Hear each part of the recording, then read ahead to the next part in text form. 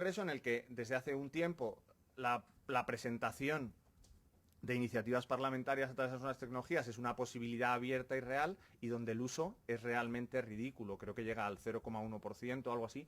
Y los encargados, los miembros los staffers del Congreso muchas veces desconocen incluso la existencia de estas herramientas que les serían tremendamente útiles para desempeñar mejor su trabajo, desde la perspectiva institucional y del trabajo interno.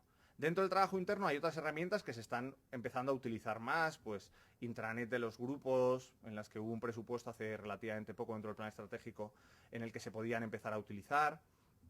Bien, hay medidas concretas en las que yo creo que se está avanzando lentamente y sacando cada vez más partido, pero donde hay un horizonte de trabajo infinito y además una colección de buenas prácticas en otros países, en los que yo conozco más a fondo, latinoamericanos, que serían tremendamente útiles, ¿no?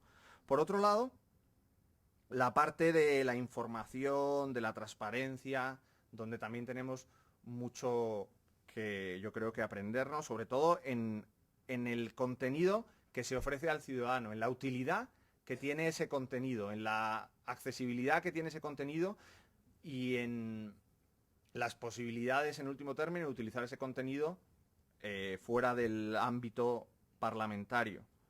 Me parece que ahí hay un campo también, o sea, hay un campo muy amplio en el que se puede avanzar mucho y en el que las mejoras democráticas serían evidentes, ¿no? Se podría profundizar mucho más, pero creo que no hay tiempo. Quizá, por el último punto en este punto de información, el protagonismo, el cambiar el ciclo de la información, ¿no? El cambiar el ciclo de que la página web ofrece la información que considera oportuna y quien quiere va a buscarla, y empezar a que sean las instituciones las que ofrezcan de manera personalizada la información que los ciudadanos demanden o hayan demandado en algún momento concreto, ¿no? Hay alguna iniciativa en la línea de newsletters pues sectoriales, pero realmente, se podrían mejorar mucho más. Y en último término, dentro de este campo abanico de las posibilidades, la relación. La posibilidad de la relación de las instituciones y sus miembros con los ciudadanos.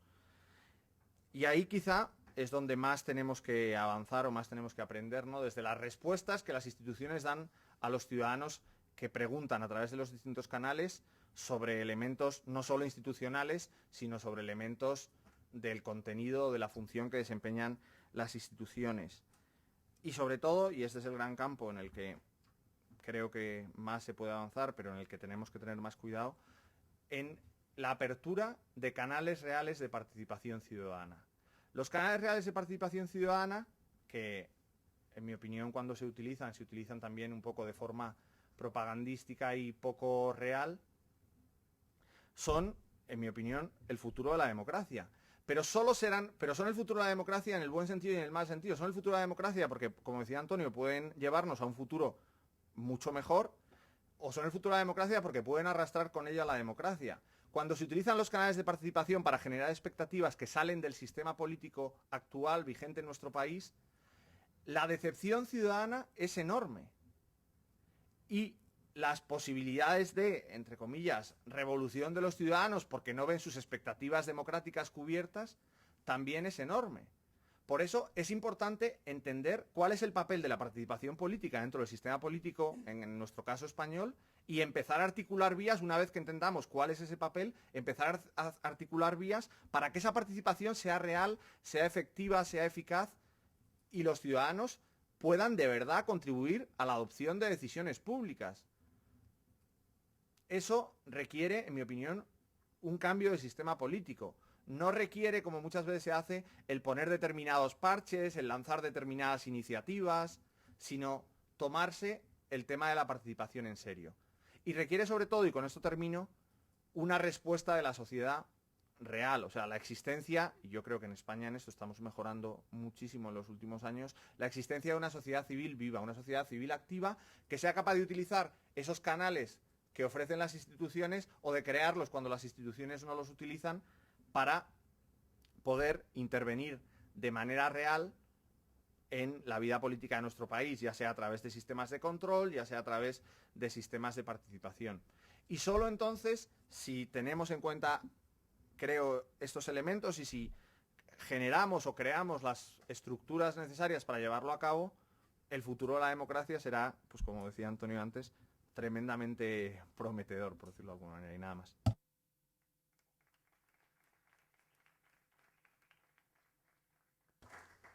Pues muchas gracias, Rafa, y con eso terminamos la parte de exposición. Y si os parece, yo creo que tenemos aproximadamente como unos 20-25 minutos para poder responder a las cuestiones que queráis plantear. Así que, adelante.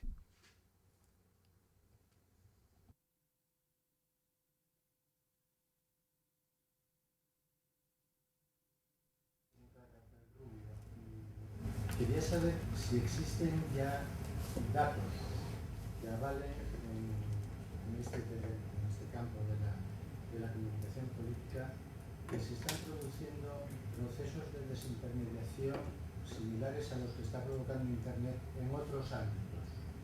Es decir, si efectivamente en lo que es la decisión final de un voto, que es de cuentas, como hoy por hoy se traslada la acción o la decisión de los individuos a la vida política, si ya existen datos que avalen que efectivamente los ciudadanos modifican sus votos o sus intenciones de votos en función de canales que está generando Internet, o si los canales, digamos, si los medios por los que ellos toman esas decisiones siguen siendo los convencionales, porque dada la acción de los partidos políticos en las campañas electorales, diríase que todavía ellos se centran mucho más en lo que son los medios convencionales a la hora de convencer al electorado que en los medios, digamos, no convencionales. Si existen datos, es decir,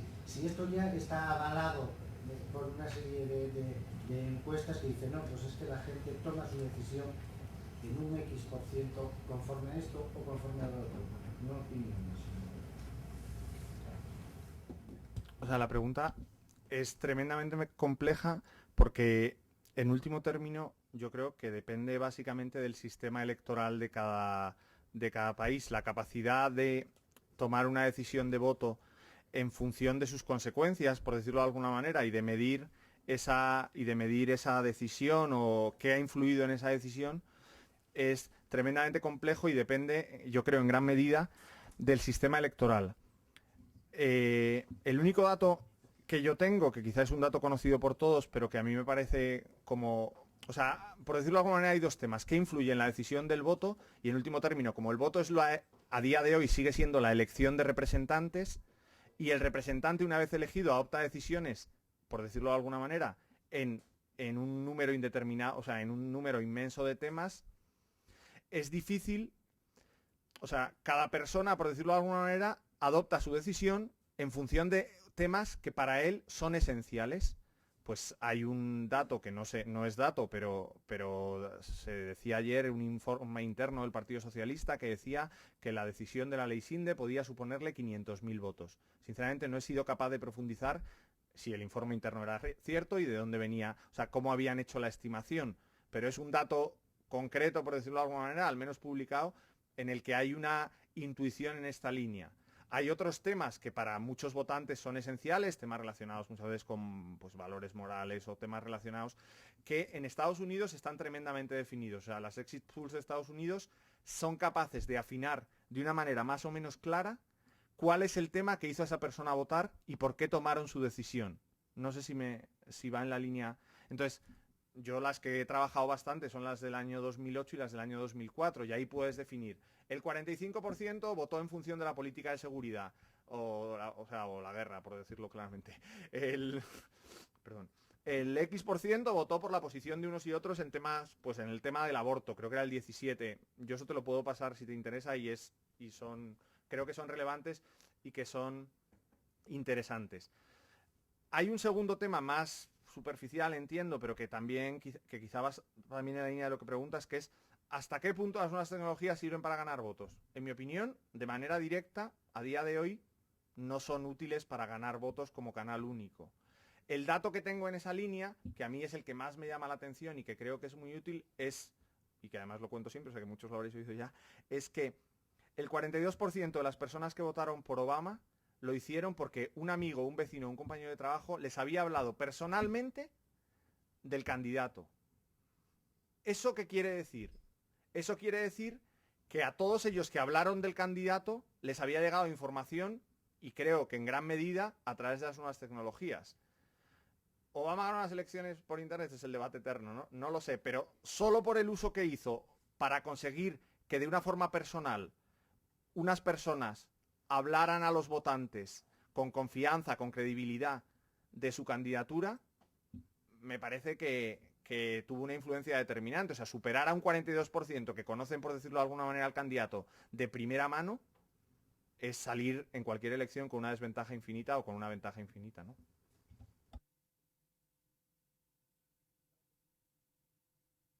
No, yo quisiera completar, perdón por si hay más preguntas, una cosa que ha dicho Rafa. Obama ganó en todas las ciudades de más de 500.000 de habitantes, entre mujeres y en todos los segmentos de la gente joven, para entendernos 18 a 35 años. Es decir, ganó en targets, en el estilo convencional y clásico de la palabra, maduros desde el punto de vista relacional, tecnológico, tecnología social. No sé si hay una relación o no, a mí me la parece que hay una relación. Es decir, esta es una tecnología que crea relaciones sociales. O sea, al final hay una persona que te acaba hablando del candidato. Y esa es su fortaleza. No su capacidad unidireccional para enviarte un mensaje en mentalidad de política 1.0 con medios 2.0. No. Es una tecnología que establece relaciones en base a intereses, a comunidades y afinidades. Ostras, es tremendo. De repente es encontrar a la gente no por donde viven y por lo que son, no porque vivan en Malasaña y porque tengan este estatus social o esta profesión, sino por sus intereses, por sus afinidades, por las comunidades en las que participa. Esto es lo nuevo. Es una nueva reestructuración social en base a intereses y afinidades y por lo tanto en base a motivaciones. Mucho más importante desde mi punto de vista para la política que la articulación socioterritorial o socioeconómica, que siendo importante, es decir, a los vecinos o a los habitantes de un determinado barrio o lugar les importa evidentemente los servicios públicos de ese lugar, pero es mucho más importante desde mi punto de vista para la política la reestructuración y la nueva rearticulación social que ofrece esta tecnología, que rompe los esquemas socioeconómicos o socioterritoriales. Es decir, adiós a los targets y hola a las redes, para entendernos. Es decir, eso es lo que, si pudiera ilustrarlo, sería así, ¿no? Olvídate de los targets y empieza a pensar en redes de intereses. Y un dato mirando los datos en Twitter de la ley Sinde, que los estaba monitorizando, me parecía de alto interés social, buscaba la ley Sinde, encontré un mensaje muy repetitivo. Se había retuiteado en menos de una semana 4.000 veces el mismo mensaje, eso es algo muy fuerte, y decía, no les votes. Después de la ley Sinde, no les votes. Y venía el nombre de los 3 partidos que han aprobado la ley Sinde. Entonces no sé si a partir de eso han hecho ellos sus cálculos. Pero sí que hay un movimiento organizado, igual que ha pasado en Egipto, igual que ha pasado en otros lados. Hay redes y la gente pasa comunicación. Entonces hay una estrecha relación entre las personas que están en los medios digitales y además esa influencia puede pasar al mundo real, porque bueno, pues es un núcleo pequeño que influye a otras personas, que esos a su vez pues también tienen un mundo analógico. Entonces creo que es una fuente donde se puede cambiar el voto, se puede influenciar mucho en el voto, las redes sociales. Muy bien, me parece que había alguna pregunta por ahí detrás. Sí. Hola, yo soy Beatriz Toribio, me presento porque trabajo en información.com, soy periodista y precisamente estoy en el Congreso, seguido muy de cerca la ley Sinde y conozco este movimiento que ha generado, pero cuando luego hablas con los políticos, bajo mi punto de vista no son conscientes de ese movimiento que hay en la red. Entonces mis preguntas son dos. ¿Cómo veis pues cómo veis precisamente eso, la involucración de los políticos en Internet y si son conscientes precisamente de lo que está pasando ahí y luego, ahondando lo que estabais hablando de nolesvotes.com, ¿cómo pensáis y realmente consideráis que va a tener tanta incidencia a la hora de votar? Porque, insisto, hablando con diputados y demás, ellos le quitan importancia y creen que lo que pasa en Internet luego a la hora de meter el papelito en la urna, pues no se traslada tanto, ¿no?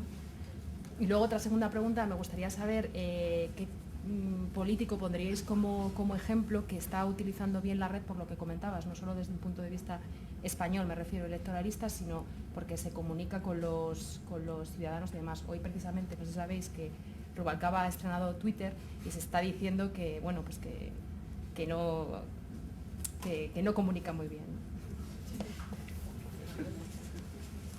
Yo cuando saqué los datos lo tengo publicado en el blog, los datos de la ley Sinde, el segundo hashtag más usado era no les votes, o sea, ahí ponía además aviso a los políticos, es una señal de alarma, o sea, si alguien ve que ese movimiento está ahí, no lo sabremos hasta que sean las elecciones, pero yo creo que sí hay una influencia, o sea, se sabrá después y se analizará después. Yo voto de que sí hay una influencia negativa de voto hacia los partidos que han aprobado la ley porque es un sentimiento muy personal que se han sentido como ignorados su opinión, es decir, tenían una opinión, una campaña fortísima y los políticos han ignorado esa opinión, con lo cual pues considero que puede haber gente que rechace, incluso pues hay tweets de esto de buscando partidos de lo más exótico para depositar el voto, ¿no? Lo dirán los votantes. Con todo, pues ya están haciendo alguna especulación los políticos de cuánto pueden perder, o sea que... Sí, en relación con eso, ahora mismo lo tenemos puesto en la URL de Carlos Guardans, que ha hecho un análisis, yo creo que bastante pormenorizado, analizando cuál es realmente el impacto de no les votes en todas las redes sociales, y tanto de los tweets, retuiteos, likes en Facebook, etcétera, etcétera. Y lo encontréis en su blog, que es k-government.com. Si te puede, no sé, una reflexión que me ha sugerido tu pregunta sobre si se enteran o no se enteran, o si creen que esto va a ser relevante o no relevante en términos estrictamente electorales, ¿no? Demoscópicos y electorales, ¿no? Este es el problema. El problema no es que sea relevante o no sea relevante, es que no se enteren. Es decir, si tú construyes tu fuerza electoral en base a no enterarte de lo que sucede en la sociedad, la acabas perdiendo. Me es igual si es en estas elecciones o en las próximas. El problema no es la relación ahora causa-efecto, que es la base de tu pregunta y la base de su pensamiento. Es decir, sucede algo pero no tendrá efecto. El problema es cuando tú construyes tu fortaleza política y electoral en base a no enterarte o a despreciar o a ignorar o a ningunear lo que sucede. El fin está cerca. Cuando por fuera es más rápido que lo que cambia por dentro, el fin está cerca, ¿eh? Este es el tema. El tema es que hay que comprender lo que sucede, sea cual sea, en estos momentos, su traducción, digamos, su impacto desde el punto de vista electoral. Si no te enteras de lo que sucede, ¿qué tipo de política haces? Haces una política basada en la gestión del poder y en la adquisición, el mantenimiento o digamos, en la crítica al poder, pero no en la base de lo que yo entiendo que tiene que ser una política democrática, que es de lo que está hablando a la gente, de lo que está preocupando a la gente, de lo que está sensibilizando a tu comunidad a la que quieres servir. Entonces, este es el problema, no cuál sea el impacto ahora, que lo será, ¿eh? No es esta la discusión. Lo importante es si se puede hacer política sin enterarse de lo que habla la gente. Este es el tema. Yo por eso creo que es probable que que no como resultado de la campaña, pero al final la campaña es una manifestación más, en la línea que decía Antonio, del grado de desconexión de los políticos con la sociedad, y eso sí que creo que se va a ver penalizado en las primeras elecciones municipales. O sea, me parece que los datos de las elecciones municipales y autonómicas van a ser tremendamente bajos por la situación política y por la situación social. O sea, va a haber un descenso en la intención, o sea, en la participación en las próximas elecciones. Es evidente. ¿Va a ser achacable a no les votes? En mi opinión no, va a ser achacable a un conjunto de circunstancias en la que esta es una más, pero que refuerza de forma absoluta el pensamiento ya existente de la desconexión de los políticos con la sociedad. Y de hecho la argumentación, entre comillas, de los tweets relacionados con no les voten no va en la línea ya de la ley Sinde, va en la línea del sueldo de los políticos, va en la línea, o sea, se está construyendo o canalizando todo ese malestar social con la clase política y sacándolo, por decirlo de alguna manera, o canalizándolo en la red en forma de tweet. Pero me parece que, por decirlo de alguna manera, se va a notar como parte de un fenómeno más complejo. Antonio, que es muy listo, me deja a mí la respuesta a la pregunta del político perfecto. O sea, el político que usa bien el 2.0. Yo tengo una salida bastante sencilla, que es solo estoy dispuesto, entre comillas, aunque no es nada, o sea, lo que yo diga no sirve para nada, a reconocer como un buen político 2.0 aquel que alguna vez, gracias a la interacción con sus usuarios, haya cambiado de opinión. Como en este país políticos que cambien de opinión no se conocen, en general me parece que va a ser difícil encontrar un político 2.0 perfecto.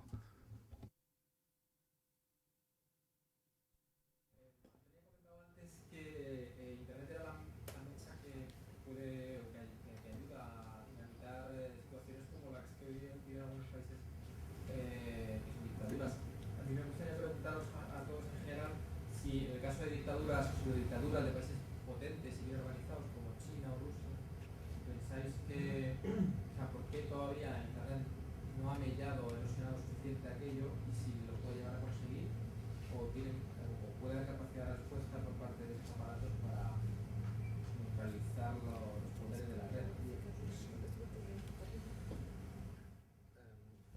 Sí, creo que sucederá, porque la sociedad red, la sociedad digital, la que estamos construyendo entre todos, tiene unas características que modifican un concepto muy importante, que es el poder.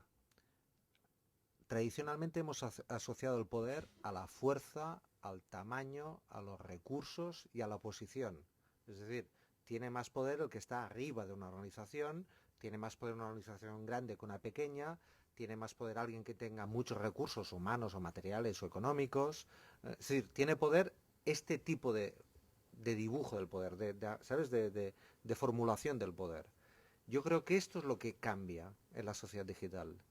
El nuevo poder de la sociedad digital es gente más rápida que grande, es gente más creativa que Panzer, para entendernos, es gente más libre que jerarquizada.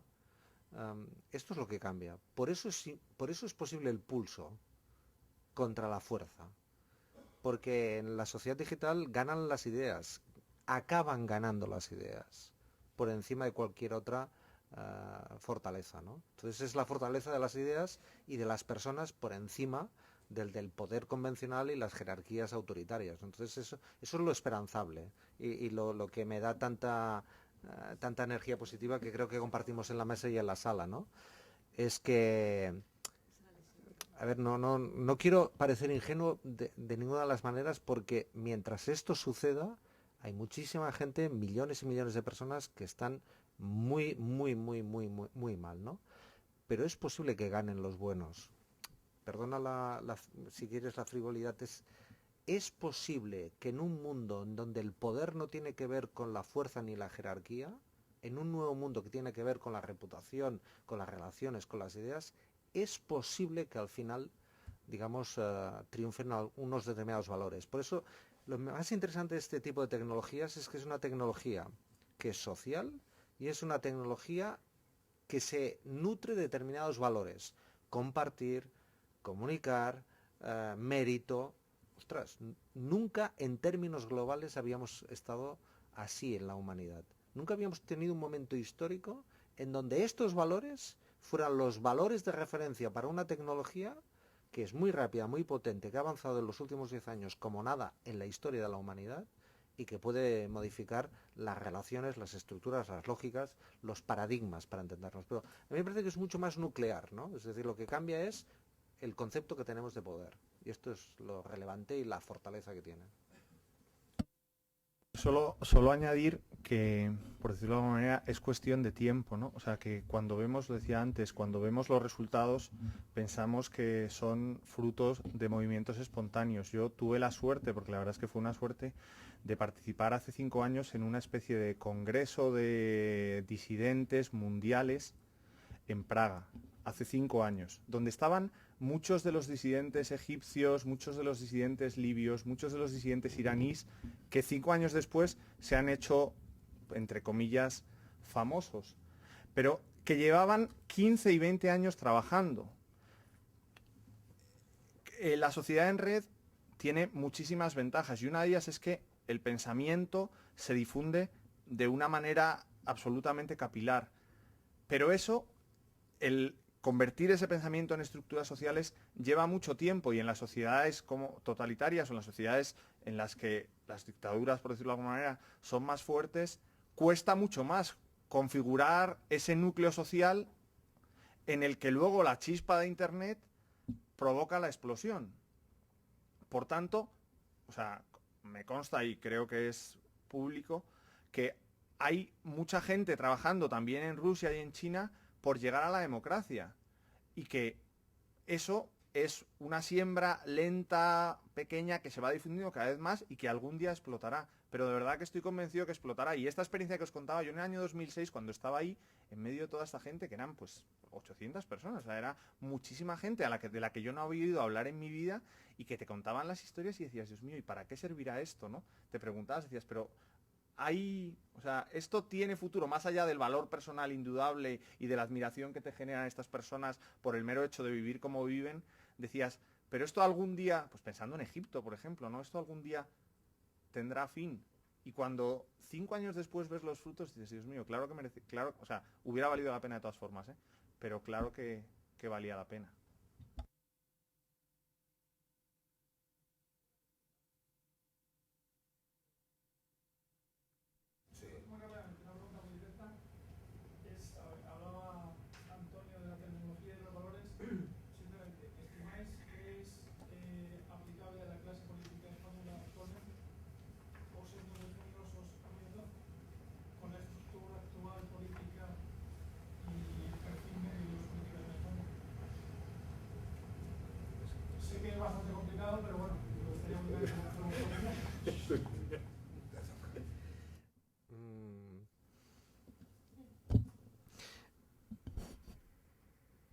Mira, a veces en reuniones o en foros o en debates parecidos a este, se acaba creando, digamos, como un clima o un ambiente. No lo digo que sea tu pregunta, quizás es una hipótesis.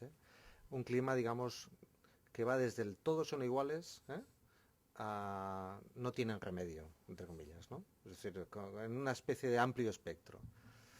Yo tengo la impresión de que el problema de fondo es que tienen poco tiempo para reaccionar las fuerzas políticas y la cultura política en general.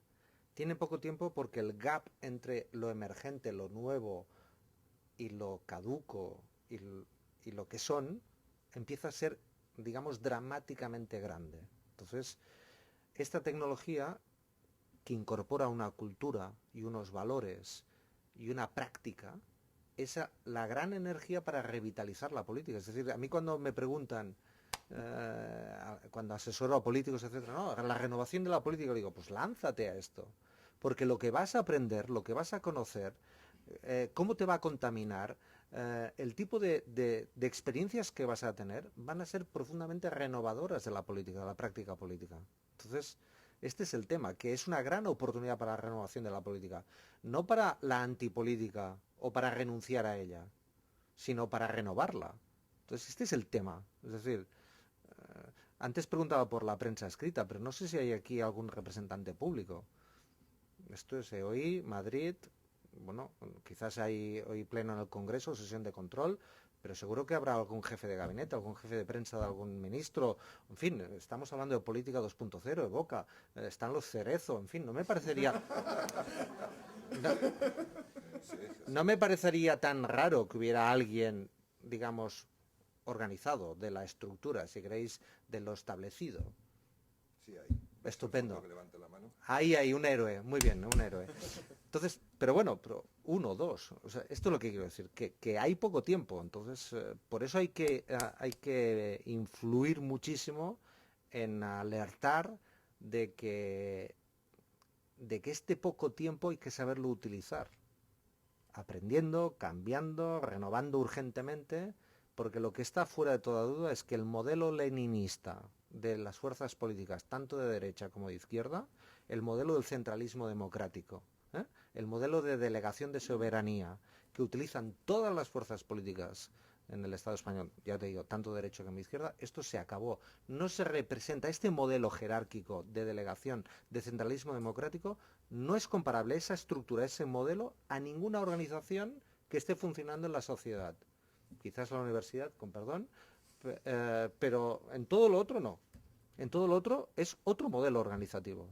En red, más horizontal, mucho menos piramidal, digamos, por procesos, en fin, otra cosa, nada que ver con la estructura de centralismo democrático. Por lo tanto, tienen poco tiempo. Solo acabo. Esta tecnología cambia la comunicación, la organización y la creación de contenidos. Entonces, ahí están, van a quedar atrapados por estas 3 pinzas.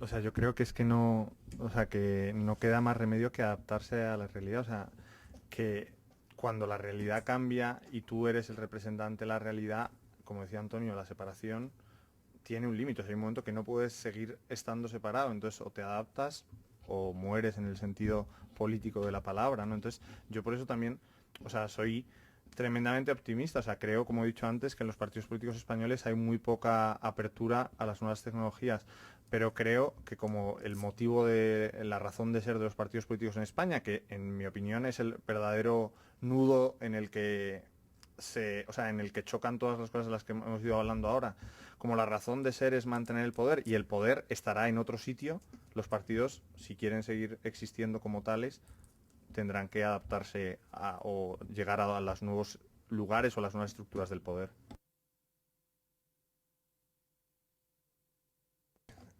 Podemos continuar ahora ya la charla tomándonos abajo un aperitivo. Agradeceros de nuevo la presencia aquí, la de los autores especialmente, y a ellos además les podéis seguir a todos a partir de sus páginas web, en sus tweets y en sus blogs. Y muchas gracias.